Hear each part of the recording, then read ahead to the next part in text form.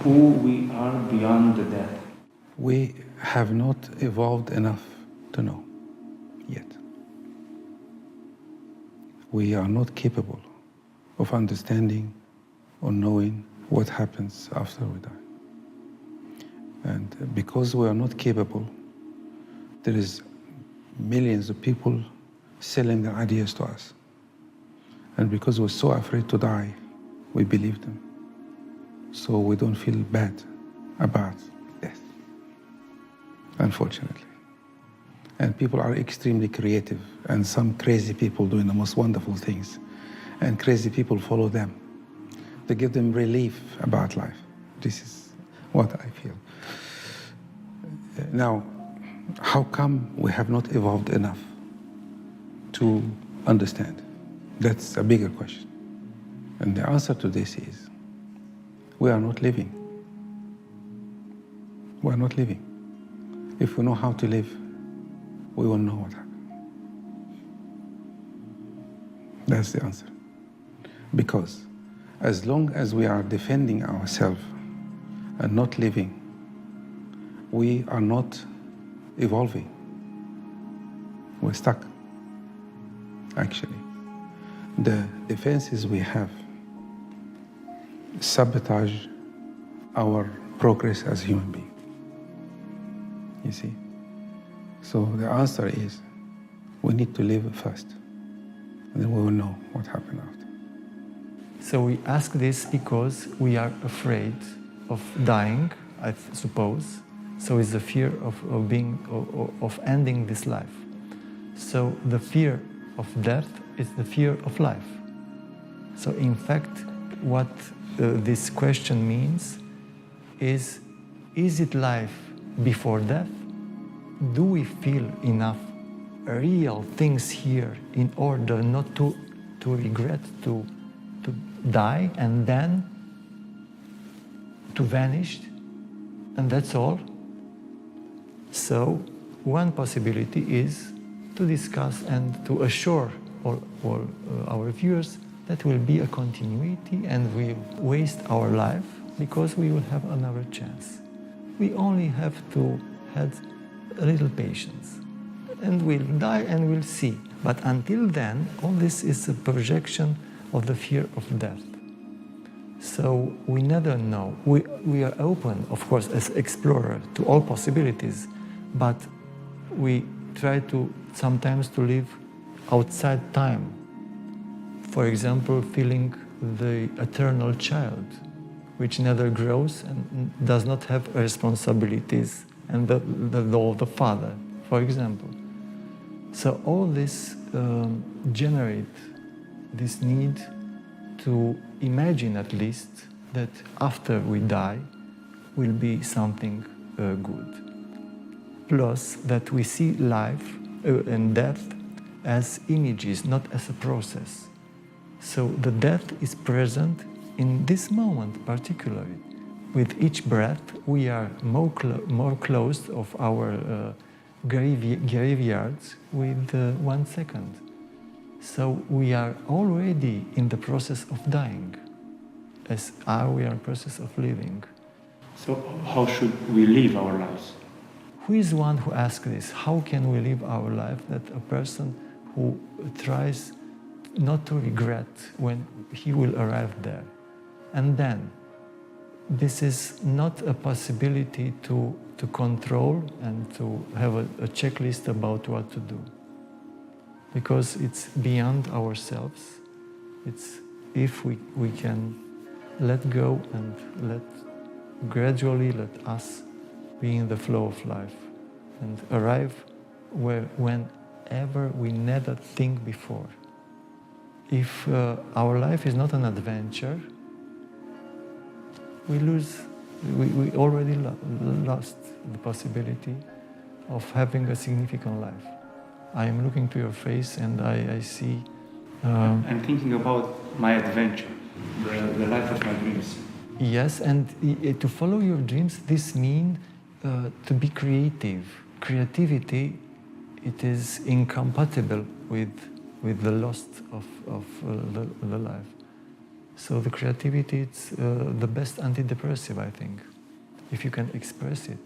So from this reason, we need to dream. We need to dream. The dream connects ourselves with our roots, of course. And then, in order to make our life significant, we may see that our dreams become, in a way, true. And this is the flow, in fact. But the dreams, who is dreaming the dreams? This is interesting. It's not the ego who is dreaming the dreams. It's more profound. And I think that you are telling this very precious idea. So to die, we know that can be to let go everything that we are, as an identity, as an ego, as all that we possess. What remains if, theoretically, we let go everything? This is living. The whole life is in this moment. There is no past or future. It doesn't exist. But who has evolved enough to be here or now and not to worship somebody promising you what the future is going to look like? We are busy not here, worrying about what we've done before and afraid what's going to come after. We are not here. Death could be this. It could be this moment. And there's no time in death. Time stops, you see. But we are not capable yet because we are busy not living here. When I was 12 years old, I had so much trouble in my family, painful situations. And I was walking from school thinking, what's going to happen to my mom, my dad, this and the other, and my head's going to explode. And then I sat in the bed. I suddenly realized these things don't exist. They are only a fantasy. And I'm busy not being alive. I am not here anymore. So this is our life. We are thinking about things we have done. We think about things we're going to do. So we are not alive. If we're not alive, how on earth are we going to understand what death is? Because we could be dead now. Actually, we may be dead in the past and the future. And the real life is to be now, which is death. And love is death. When you love somebody, you are now. You're not thinking they're going to leave me or what's going to happen, or nothing. And that's why I say love doesn't ask questions. Our brain is busy on surviving. When your energy invested on survival, it doesn't have enough energy for you to evolve and go higher, because like a country in a war, the resources are focused on a war. It's not focused on developing the people. And that's where we are. And the work we're doing, and exploring ourselves and therapy, and this is helping us to be here. But there's many forces around us.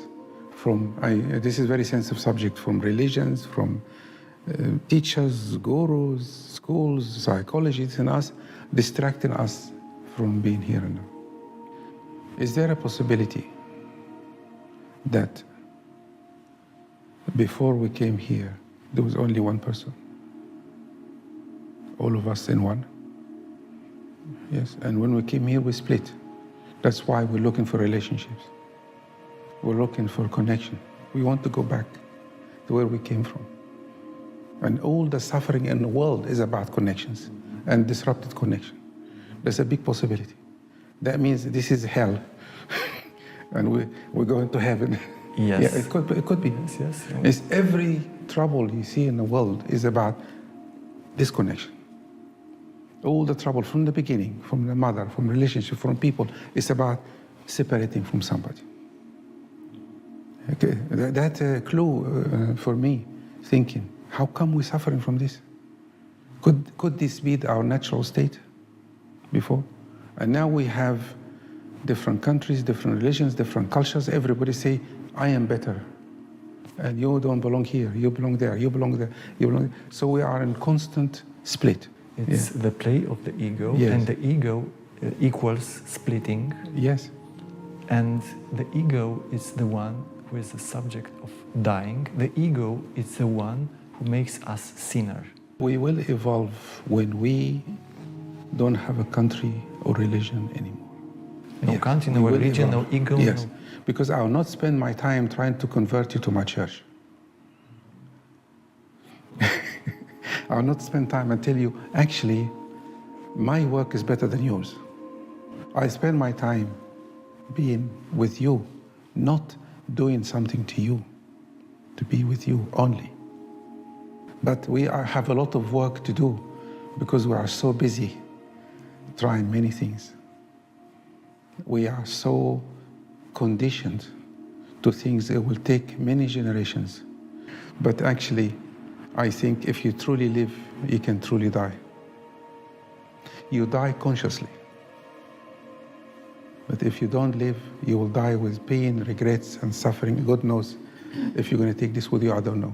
You see what I mean? Are you not afraid of death? If I lie to you, if I say I'm not, of course. But when I look at how many people lived before us, yes, and they all died, so this is okay. You know why we're afraid to die? Why? Because we collected many things we cannot take with us. And we can't give them away either. But we have a solution. We may ask to put some things with This us with this what the Egyptians did. Mm-hmm. When they died, they took all the furniture, even the servants with them, and locked them up together in a room. So we have and the thieves came and took everything after. They actually believed they will go somewhere else.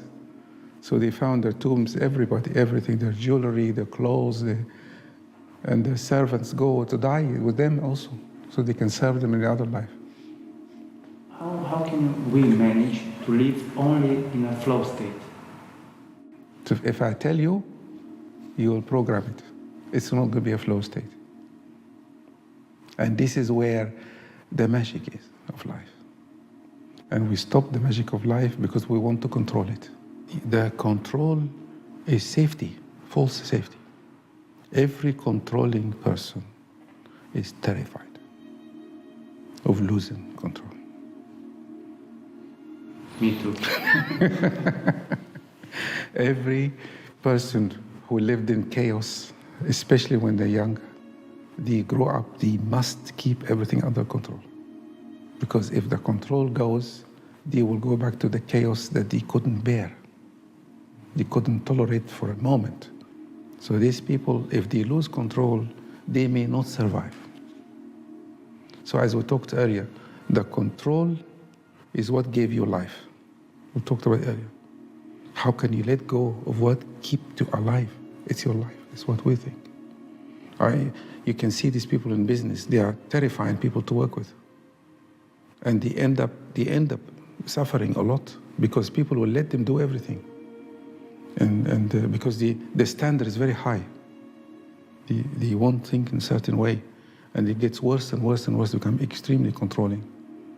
That's a very difficult place to be. You need some level of control, of course. If you're going abroad, if you have a hotel, like you need something. But when you go beyond that level, when you're controlling how people feel or think or be with you, this is when you really enter a very dangerous state. You will not be able to live. Even if people do what you want, yes, they're not going to be authentic, and you will feel it, and you're not going to like it. And if they don't do what you like, you're not going to like it either. This depends on the way that you feel the universe, the environment, the social environment. We have this position, this like a geological level of unsafety, but beyond this, it came another level when we feel safe. The fact is, the majority of the people are not, have not able to gain enough level of safety in their inner life in order to project it external and to feel that if they let go of themselves, they will not be destroyed. So it is a matter of reloading your development and trying to grow your level of trust, and this is also a matter of relation with a person which presents you the universe as safe.